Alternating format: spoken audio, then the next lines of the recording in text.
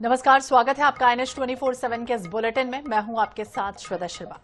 छत्तीसगढ़ सरकार ने बजट 2026 में महिला सशक्तिकरण को प्राथमिकता दी और कई ऐसी महत्वपूर्ण घोषणाएं की गई।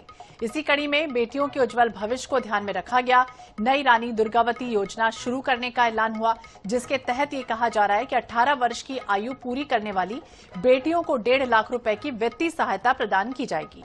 इसके साथ साथ महिलाओं को आर्थिक रूप से किस तरह से सशक्त बनाना है, इसके उद्देश्य से भी महतारी वंदन योजना के लिए 8,200 करोड़ का प्रावधान रखा गया, जो राज्य में महिला कल्याण की दिशा में सरकार की प्रतिबद्धता को दिखाता है। तो छत्तीसगढ़ बजट 2026, जहां महिला सशक्तिकरण को बढ़ावा दिया गया, रानी दुर्गावती योजना की घोषणा की गई। 1.5 लाख रुपए की वित्तीय सहायता उन बच्चियों को मिलेगा जो 18 वर्ष की आयु पूर्ण कर चुकी होंगी। इसके अतिरिक्त महतारी वंदन योजना के लिए भी करोड़ों का प्रावधान रखा गया है। छत्तीसगढ़ विधानसभा में भी मंत्री लक्ष्मी राजवाड़े के विभागों के लिए करीब 11,763 करोड़ रुपए की अनुदान मांगे पारित कर दी गई। मंत्री ने भी कहा कि राज्य सरकार महिलाओं के लिए, बच्चों, वरिष्ठ नागरिकों और दिव्यांगजनों के सम्मान, सुरक्षा और सशक्तिकरण के लिए प्रतिबद्ध है। महिला बाल विकास विभाग, समाज कल्याण विभाग और बजट पर चर्चा के बाद अनुदान मांगे पारित हो गई। और इसी विषय पर चर्चा करने जा रहे हैं, क्योंकि महतारी सेवा का जो संकल्प लिया गया, आत्मनिर्भरता, मेहनत और नवाचार की जो बात कही गई, उसकी दिशा में कितना आगे छत्तीसगढ़ बढ़ रहा है। और महिलाओं के लिए जिस तरह से कहा गया कि भाई बजट में 250 करोड़ का प्रावधान रखा जा रहा है, आने वाले समय में ये जो महतारी वंदन योजना कह लें या फिर रानी दुर्गावती योजना की बात कह लें, 18 साल पर बेटियों को 1.5 लाख सहायता की बात कही जा रही, लाखों महिलाओं को आर्थिक तौर पर मदद मिल रही है। छत्तीसगढ़ महिला आयोग ने भी महिलाओं की आर्थिक स्वतंत्रता की दिशा में से बड़ा कदम माना है। आने वाले समय में देखना होगा कि इस पहल को किस तरह से देखा जाता है और सशक्तिकरण की दिशा में क्या छत्तीसगढ़ आगे बढ़ता है।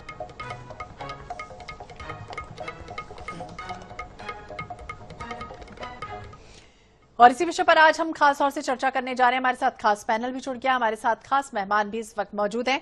हमारे साथ माधुरी भंडारी जी हैं, परियोजना प्रबंधक हैं NRLM से। बहुत बहुत स्वागत है माधुरी जी आपका INS 24/7 पर। हमारे साथ निशा सोलंकी जी हितग्राही हैं। निशा जी, आपका भी बहुत बहुत स्वागत है। और हमारे साथ कुछ ही मिनट बाद जुड़ेंगी डॉक्टर वर्णिका शर्मा जी, अध्यक्ष राज्य बाल संरक्षण आयोग से।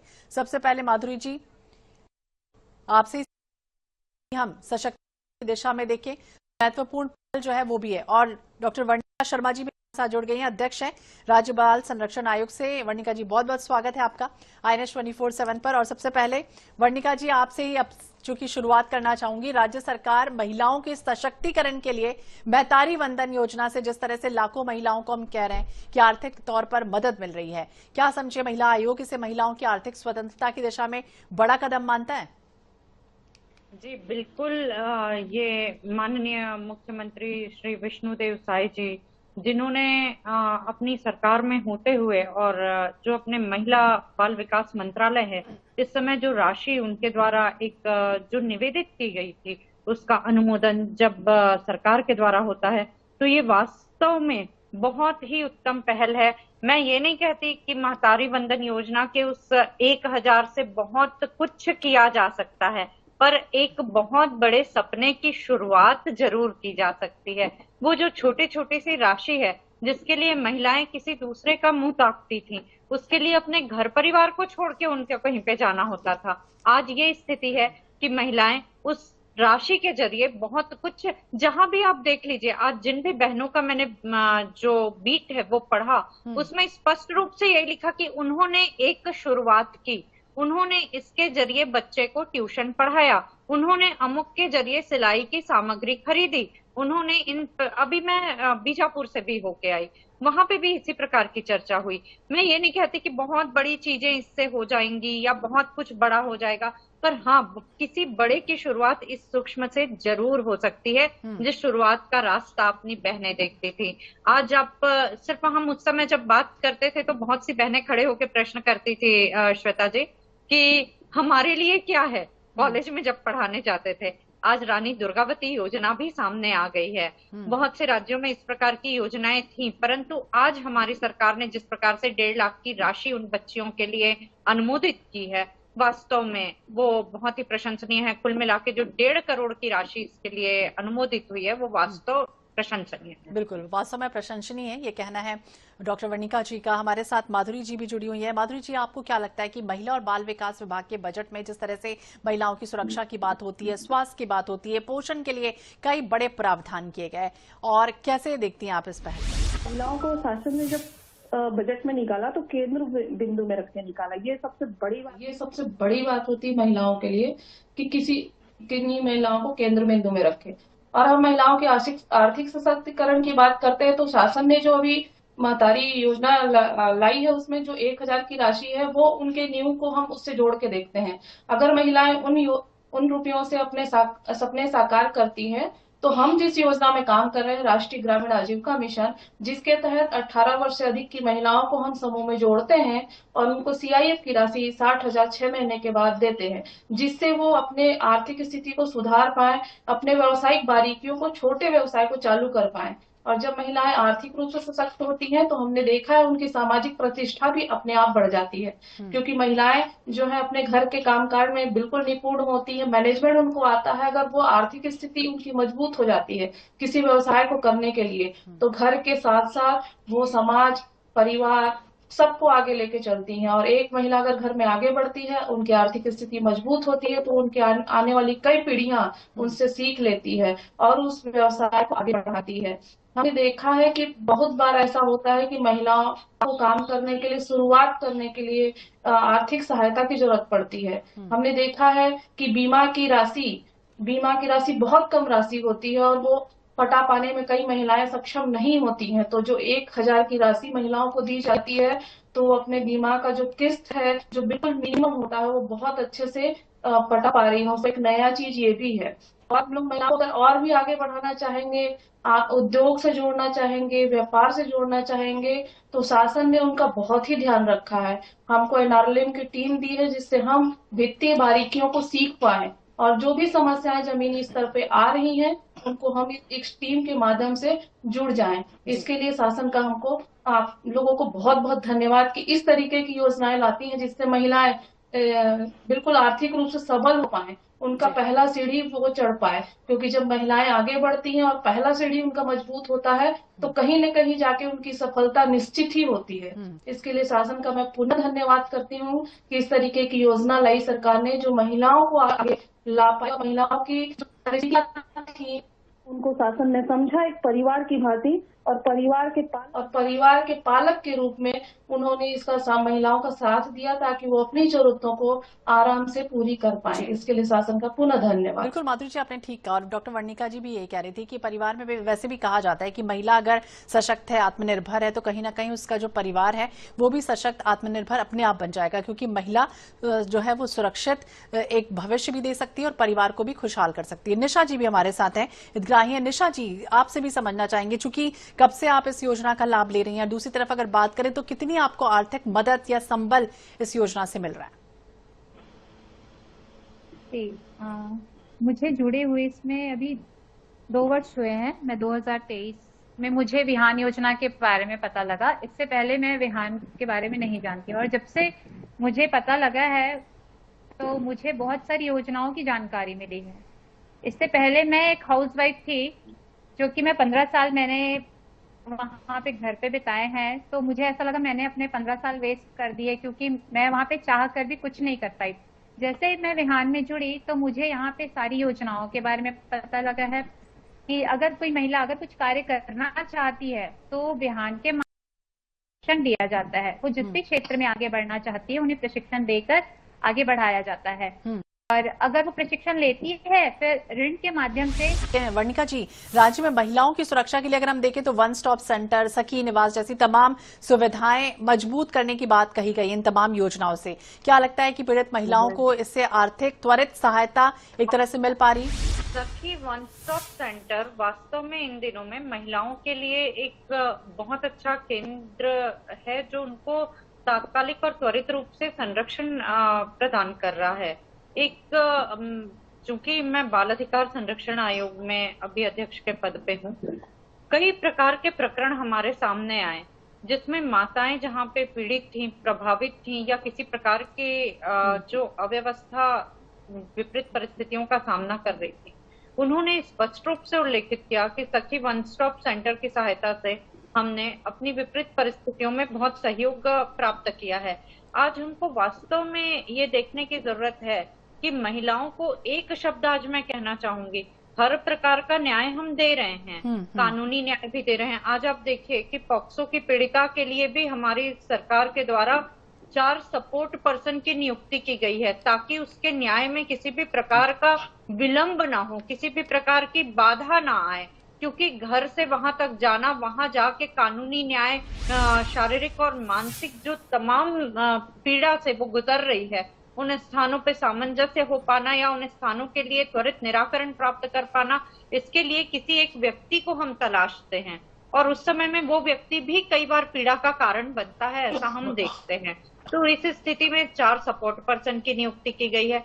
तो एक बात उभर करके आती है श्वेता जी, हर प्रकार के न्याय की बात हम करते हैं, सामाजिक न्याय बहुत ही महत्वपूर्ण है कि एक महिला घर में बहुत अच्छे से अपनी स्थिति संभालती है। आज आप देखिए कि ये जो 11.763 करोड़ की जो राशि दी गई, उसमें 3/4 हिस्सा महतारी बंधन के लिए दिया गया, इसीलिए कि वो छोटी छोटी सी जमा पूंजी से भी अपने लिए किसी भी प्रकार के न्याय उसके लिए मिलने वाले में बाधा उत्पन्न ना हो।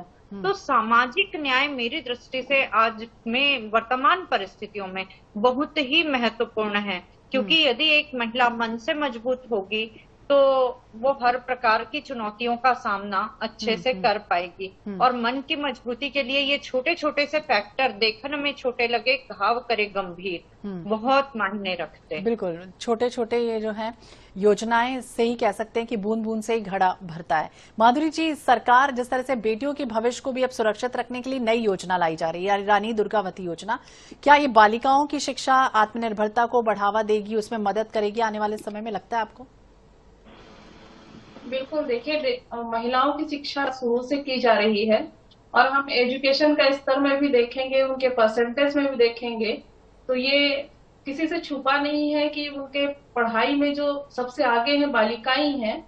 और अगर उनको आर्थिक स्थिति से कभी भी पढ़ाई बीच में ड्रॉप आउट करना पड़ता है तो ये योजना उनके लिए सपोर्टिव होगी, वो कभी भी पढ़ाई नहीं छोड़ पाए, क्योंकि आर्थिक मजबूरी के कारण कई बार बालिकाएं जो है पढ़ाई से नहीं कर पाती उस स्तर की, तो ये योजनाएं उनके लिए सपोर्टिव होंगी। और मैं एक चीज और भी जोड़ना चाहूंगी हमारे बिहान योजना के माध्यम से, क्योंकि जो गवर्नमेंट ने अभी लखपति दीदी का कॉन्सेप्ट लाया है, जिसके तहत अभी हमको लखपति दीदी बनाने हैं जिनकी इनकम 1 लाख से ऊपर करना है। और 1 लाख ही नहीं, हम तो करोड़ों तक जाएंगे, क्योंकि महिलाओं में वो मैनेजमेंट और वो क्षमता है कि महिलाएं उसको बहुत अच्छे से कर पाए, किसी भी रोजगार को आगे लेके जाए। हमारे सूरजपुर जिले में ऐसे बहुत सारे उदाहरण हैं, ऐसे बहुत सारे सफलता की कहानियां हैं कि महिलाएं किस तरीके से अपनी आर्थिक स्थिति को मजबूत करके और बड़े बड़े व्यवसाय का संचालन कर रही हैं।